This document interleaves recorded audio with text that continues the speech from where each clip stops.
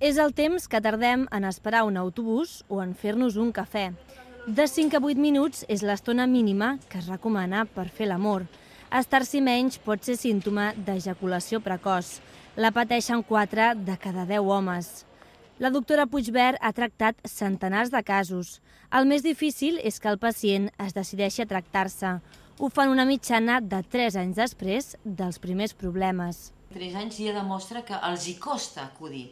En el cas de l'ejaculació prematura concreta, hi ha una cosa molt curiosa, és que la parella és qui li porta. Pels tabús sí que sembla que no passi el temps.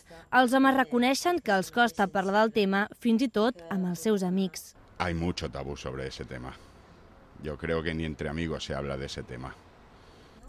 Fumar marihuana de manera habitual o prendre cocaïna poden afectar el rendiment sexual. El factor que juga més fort, però, és la psicologia. Persones que tota la seva vida han presentat aquest tipus de problemes tenen un perfil psicològic molt concret. Són persones molt ansioses que van com una moto. Sempre tenen pressa, sempre fan les coses molt ràpidament, per tant, de la mateixa forma que porten la seva vida al límit amb aquest pressing, també ho porten en la seva activitat sexual.